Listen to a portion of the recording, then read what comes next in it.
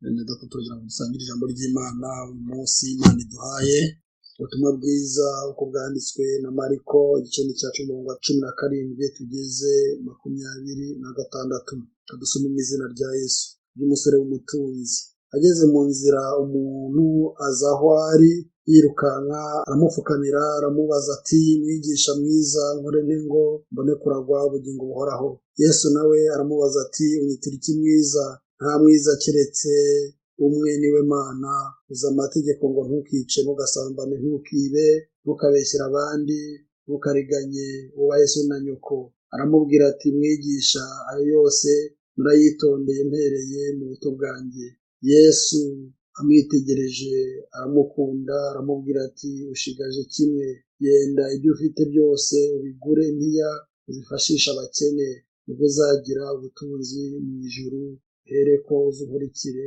Bise iryo jambo, mu maso he harahonga, agenda afite agahinda kuko yari afite ubutunzi bwinshi. Yesu araranganya amaso abwira abigishwa bati, erega biraruhije ko abatunzi binjira mu bwami bw'Imana. Abigisha be batangazwa n'amagambo ye, nuko Yesu arabasubiza ati, bana banjye, ni ukuri biraruhije ko abiringiye ubutunzi binjira mu bwami bw'Imana. Icyoroshye ni uko ingamiya yanyura mu zuru ry'urushinge kuruta ko umutunzi yakwinjira mu bwami bw'Imana. Barumirwa cyane bati, ubwo bimeze bityo, ninde ushobora gukizwa? Mwakire neza ijambo ry'Imana. Kamusenga Imana. Mana nziza, Mana nyir'ubutware, turagushimye kongeye kuduha aya mahirwe yo gusangira ijambo ry'Imana. Turakwinginze kugira ngo ukomeze kubana natwe, utugirire neza. Mwami Imana, udufashe muri iri jambo. Mwami Imana, ku ijambo duhaye umunsi ngo dusangire n'abateze amatwi n'abaryumva, tugirire neza mu izina rya Yesu Kristo umwami wacu, amen. Uyu munsi dufite intego ivuga ngo gukurikira Yesu ntibyoroshye. Turabona urugendo rw'uyu musore w'umutunzi, rwose yari afite ubutunzi, ndetse yagiranye ikiganiro na Yesu, bagira ibyo bavugana, bagira ibyo baganira, ariko Yesu yari afite intumbero yo kugira aho amugeza. Yesu yari afite intumbero yo kugira aho amujyana. Yesu yari afite intumbero yo kugira ngo agire aho amukura. Bagirana ikiganiro, aramubwira ngo namukurikire, ndetse bagirana ikiganiro, aramubwira ati, Yesu aramubaza ati, ese amategeko urayazi? Umusore nawe aramusubiza ati, rwose ndabizi. Bisubiza amategeko aya ngaya bavuga ngo ntukice, ntugasambane, ngo ntukibe, ngo ntukabeshyere abandi, ntukariganye, wubahe so na nyoko. Rero umusore aramubwira ati, mwigisha, ayo yose murayitondeye mpereye mu buto bwanjye. Uyu musore yasubije Yesu. Yesu amaze kumubwira ngo amategeko urayazi, 1, 2, 3 urayazi. Umusore nawe aramubwira ati, ayo yose rwose ndayazi, narayitondeye kandi ndayubahiriza. Kuva nkiri umwana ndabizi, kuva mu buto bwanjye ndabizi, kuva mu buto bwanjye nzi ko umuntu atagomba gusambana, kuva mu buto bwanjye nzi ko umuntu atagomba kwica, mu buto bwanjye nzi ko umuntu atagomba kwiba, mu buto bwanjye nzi ko umuntu agomba kubaha ababyeyi ndetse abo ari bo bose. Umusore avuga ati, narabirangije. Ariko biragaragara ko hari aho yageze aravuga ati, rwose ibi narabyubahirije, amategeko ndayazi, nta na bimwe mbasha kwica. Ariko hari icyihishe, ni uko we ubutunzi yasaga n'ubikingiye ikibaba, kuko Yesu we yagira ngo asige byose. Yesu ntago yari ategereje ko amubwira ko gukurikira amategeko ntago bihagije, hari ibindi umuntu agomba gukora.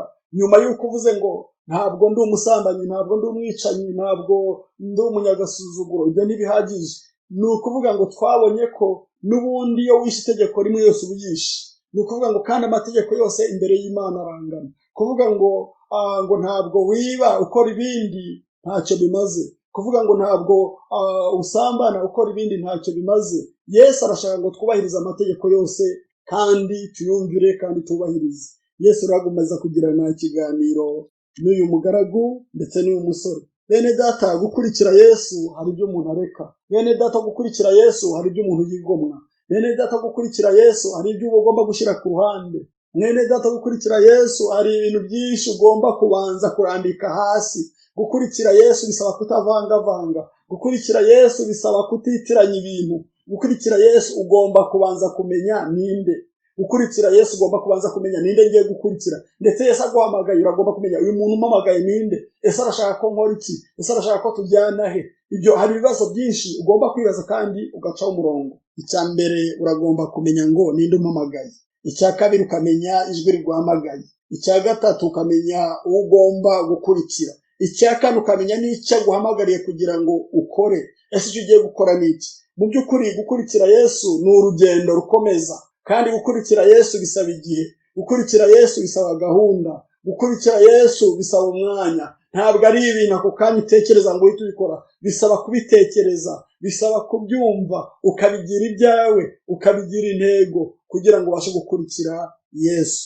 Rero bagiranye ikiganiro, Yesu aramwitegereza, kandi ikintu gikomeye ni uko Yesu yamukunze. Ku murongo wa 21 tubona Yesu yaramukunze, aramwigaragariza. Burya gukurikira umuntu wagukunze biroroshye, gukurikira umuntu wamaze kuguhamagara biroroshye, ndetse burya kumvira umuntu waguhamagaye ndetse akugaragariza urukundo biroroha. Hari n'igihe umuntu aguhamagara mu by'ukuri akakubeshya, hari igihe umuntu aguhamagara ati ngufitiye akazi hano hantu, hari igihe umuntu aguhamagara nakuboneye umwanya mwiza ugomba gukoraho, wageraho ugasanga arimo kugukuraho n'utwara ufite, wageraho ugasanga arimo kugutwara n'utwara ufite akatukunyaga. Isi yuzuye abesikoro benshi, isi yuzuye ababeshyi benshi, noneho ugasanga icyo aguhamagara nta n'icyo ubonye. Ariko Yesu biragaragara hano kuri 21 ngo Yesu yabanje kumukunda, Yesu yabanje kumugaragariza urukundo, kandi Yesu byamuteganiriza byari byiza. Icyo amubwiye ngo siga byose unkurikire, reka ubwo butunzi unkurikire. Umusore areba ku ruhande abona ubwo butunzi kugira ngo abureke, abona birakomeye, ariko Yesu aramubwira ngo nkurikira. Icya mbere Yesu yabanje kumukunda, nicyo cyateye kumuhamagara. Yesu aramwitegereza, aramukunda, aramubwira ati ushigaje kimwe. Ubwo amategeko wayubahirije, ubwo amategeko yazi mu buto bwawe. Yesu aramubwira ngo usigaje kimwe gusa, ngo genda ibyo ufite byose ubigure niya uzifashisha abakene. Yaravuze ngo nabitange, kuko hari abantu bababaye, hari abantu bashonje, ndetse naho dutuye barahari. Nkuko twabibonaga ku cyumweru ko tugomba kugira umutima w'imbabazi, tugafasha abatishoboye, tugafasha abakene, kandi aho dutuye barahari. Yesu aramubwiye ngo genda ugurisha ibyo utunze byose maze ubifashisha abakene, ugure niyo uzifashisha abakene. Duturanye n'abantu batandukanye, duturanye n'abantu bafite ibibazo batandukanye, duturanye n'abantu hirya no hino bishwe n'ibibazo, ariko Yesu aramubwira ngo turagomba kugendana, turagomba gukorana urugendo. Bene data, hari ibintu byinshi byatuma tubireka tugakurikira Imana, hari ibintu byinshi twareka tukagendana na Yesu, kubera ko ntabwo ushobora gukurikira Yesu uri umusambanyi, ntushobora gukurikira Yesu uri umusinzi, ntushobora gukurikira Yesu uri umubeshyi, ntushobora gukurikira Yesu uri umurozi, ntushobora gukurikira Yesu uri indyarya, ntushobora gukurikira Yesu utubahirije amategeko, ntushobora gukurikira Yesu wiyoberanya. Ibyo byose uwo ni umwambaro ugomba kwiyambura, uwo ni umwambaro w'umwijima. Uragomba kwiyambura uwo mwambaro w'umwijima ukambara umwambaro w'umucyo. Yesu akeneye ko twambara umwambaro w'umucyo. Yesu akeneye ko twambara umwambaro utarimo kubeshya. Yesu akeneye ko twambara umwambaro utarimo kwiyoberanya. Yesu akeneye ko twambara umwambaro utarimo gusambana. Yesu akeneye ko twambara umwambaro utarimo ubujura. Yesu akeneye ko twambara umwambaro utarimo uburyarya, tukambara umwambaro w'umucyo kugira ngo tumukurikire. Ibyo byose rero bigaragaza imirimo y'umwijima, turagomba kubikuraho kugira ngo dukurikire Yesu.